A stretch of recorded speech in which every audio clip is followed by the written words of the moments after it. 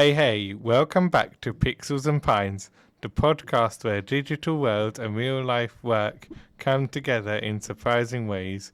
I'm George, and this is episode 4 Perspectives and Consequences.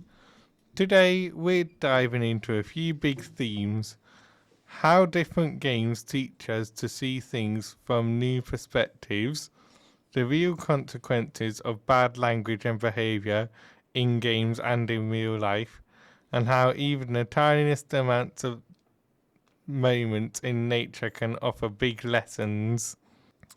We've also got a special guest lined up, Abdul, who studied the brain and how stress works. But if he's not available to join us, don't worry, I've got a backup story about adaptation and observation. Let's get into it. So, in one state roleplay, I usually play as a civilian or sometimes jump into the police roles. It's fun, but wow, you meet all types of players. Some follow the rules, roleplay hard, and really try to make the world feel real. But then you've got VDMers, the people who just run everyone over for no reason. It ruins the moment, but it also makes you think. One person's behaviour can shift the whole environment. That's a powerful lesson in how we all affect each other. And then you've got Big Farm, as in Good Game Big Farm. This one's a slower game where you plant crops, upgrade buildings, manage workers, but it's really shown me how important small decisions are. If you forget to water crops or check stock levels, the whole farm slows down. It's a reminder that in teams, real or virtual, every role matters. Coordination equals progress. And then there's Rocket League and the esports scene, where I'm still pushing through silver right now. It's a climb, but watching the pros in the Rocket League Championship Series is wild. Their awareness to their timing, their mechanics, they're playing a different game. Watching them has helped me play smarter, not harder. Less chase, more strategy. And then there's Among Us hide and seek mode. With a quick mention here, I love this mode. It's intense, silly, and actually teaches quick thinking.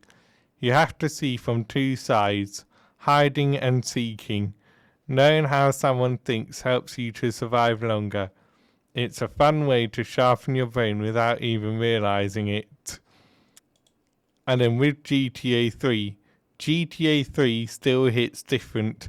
The radio station, Head Radio, is my go-to. It makes the world feel alive, but I've also learned a lot from it, mainly about cause and effect. You do something chaotic and the game pushes back. It's not just random fun, it reflects how even digital choices have consequences. Now, out in the real world, we're still working hard with Green Team. This week we were back to dismantling dens. It's steady physical work. Breaking down stick structures, moving logs to storage, keeping the forest clear. But I want to share something different from a little while ago when we were filling up the bird seeders. Some seeds spilled, and later I spotted a little mouse sneaking out to grab some of the nuts that had dropped, and it stuck with me. We think we're doing one thing, feeding birds, but nature's got its own plan. Even a spill can become something useful for another creature. It's a good reminder, little actions go further than we think. So now we're going to be jumping into this interview on how stress works in the brain and how it connects with both gaming and life offline with Abdul. So how are you doing, Abdul? I'm good, George. Thank you so much for inviting me on an interview. I'm thrilled to talk to you. Yeah, I'm good. That's very good. So Abdul, for anyone who's never really thought about it, what is stress from a brain perspective? Uh, when we are looking at the anatomical structure of the brain, and when we think about the effect of stress both on anatomical and on the functional feature of brain, uh, it becomes sometime looks very complicated because there are no one particular part of brain involved in this context. The midbrain, the prefrontal cortex, and the crucial role in this context is the amygdala, emotional generating thing that is more active when we feel stress, when we think about some stressful memory, and when we really put ourselves in a stressful condition. Hmm, very interesting. So, when we get stressed out playing games, like during a crazy Fortnite build fight or a ranked Rocket League match, what's actually happening in our brains? So between our 2 years, there's a lot of things happening, but you mentioned the games and the in relationship with the stress. So actually, the visual cortex of our brain, because we are not just playing games, we are looking at it, we are saying it, observing it, and at the same time, the sound of music, the visual cortex of brain is active.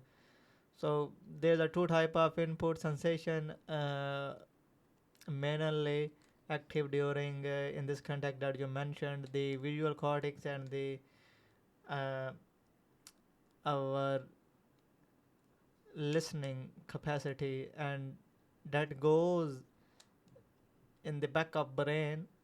And the backup brain, the signaling transmit throughout the brain depend upon the intensity, depend upon the frequency of the game, and normally the hippocampus and the amygdala are the two main parts of brain that are responsible for the actions generated, and that action we call stress because it's more intensive, and the homeostasis demanded this action to take place to be survived. Hmm, that's very interesting right there. So, do you think playing video games can be good for managing stress, or does it depend on how you're playing? In a recent research going on in the School of Life Sciences in Anglia Ruskin University, it's about the importance and the cruciality of game to improve the driving skill specifically. But you ask me a question in a broader level. In my perspective, in my way of thinking, I think so. The games can balance your emotion at some context, but at the same time, you need to pay the price of it.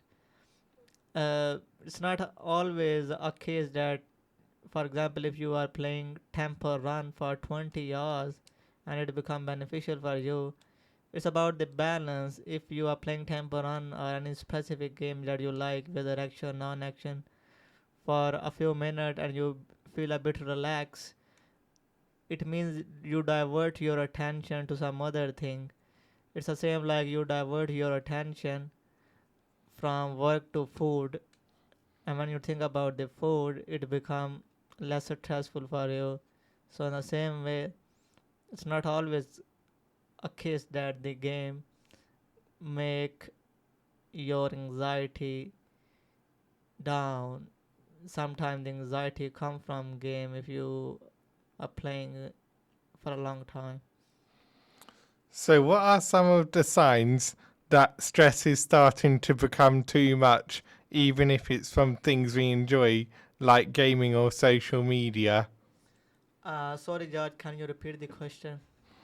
So, what are some signs that stress is starting to become too much, even if it's from things we enjoy, like gaming or social media?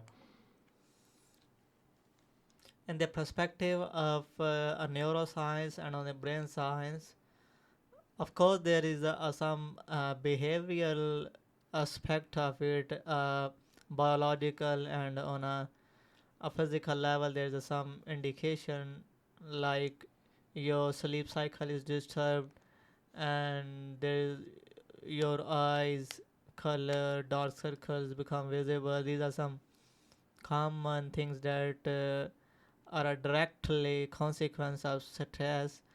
But there is some brainal anatomical inside, I would say, features that actually represent the stress directly and more accurately. It's about the intensity of neuronal signaling in a part of brain. For example, if the amygdala is just a part which uh, is behind the eyes in the mid of brain, close to hippocampus, show more intensity compared to the other part of brain. It means that a person is more emotional and in a consequence have some stressful memory, or thinking about something stressful or in a condition of stressful. And if the prefrontal cortex, a front part of brain, is more active, it means that person is thinking more sensible and a more relaxing and a more worthful things, because the frontal part of brain is responsible for the thinking and the creativity. So these are some brainal signs that a person is successful. That is very interesting so far. So, in your opinion, what are some small things gamers or anyone can do to reset their brain when stress gets heavy?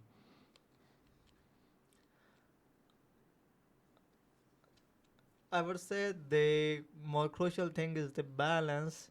To make a balance your life, means your working life, maybe that's your gaming life, with your personal life and with your other physical activities, that makes your brain healthier and more focused. If you dedicate your 20 hours out of 24 on playing games, then that's not useful, because to do a particular activity for a long time not only disturb your eyesight but also disturb your creativity, your language part of the brain. So the best thing is to balance things in life, balance uh, your gaming time with the rest of your other activity. And there is also, I would say, a good suggestion for a professional gamer is to take a break after 1 hour, because our brain natural capacity to focus on a particular thing is for about an hour. So you need to divert your attention and do other things rather than focusing on just keep on playing games. Hmm. So, it's all about balance and dealing with things in moderation. Yes, you are right, George. Cool. So, with the fact that we've been doing a lot of physical work with Green Team lately, does that kind of outdoor or hands on stuff help the brain deal with stress differently than screen time? Yeah, that's a really excellent, I would say, thing, George. You said correctly, you are on the right way, because going out in a nature to see plants around and to feel the wind, sunlight, really such an experience that make your brain relaxing and really connect yourself deeply, profoundly to the nature. When you hear the sounds of birds, and look at the trees, a landscape, really, and at the same time you are breathing the fresh air, it's really not only beneficial for the brain but also it's beneficial for your whole body, for whole biological functions. In the context of particularly the anxiety, stress, it's really useful because your brain is really attached to a particular thing that is closer to nature and that is closer to the relaxing environment. Ah, so relaxing then, right? Yes, George. So, final question. What's your go to move when you're feeling overwhelmed? Sorry, can you repeat the question? What's your go to move when you are feeling overwhelmed? So you ask me a question that what will you do when you are overwhelmed, right? Yes. Normally, I used to do a sort of activity that I like or that I love. When I tired from teaching, tired from work, then I can just take a break and do a sort of activity that I like. For example, reading the poetry, philosophical arguments, and just spend some time with nature, sitting in a garden alone, thinking about nature, and just keep wondering. So it completely vary person to person, whatever you like. Some people uh, love to play football or love to see the football event, so they can spend, I would say, they in a break time they can spend, they should need to spend their time in that sort of activity that they love and that they feel that they are made for it, and these things make them calm. Hmm. Thank you for coming in and talking about all of this. Thank you, George. It's pleasure to meet you. Pleasure to chat with you. Anyway, on one last note, I want to touch on behaviour, especially online. We all know how easy it is to get caught up, say something in a game chat, lash out after a tough loss, but words matter. Whether it's in one state roleplay or Rocket League voice chat, bad behaviour leaves a mark on others and on you. Gaming gives us a choice. We can be part of the problem or part of the reasons things improve.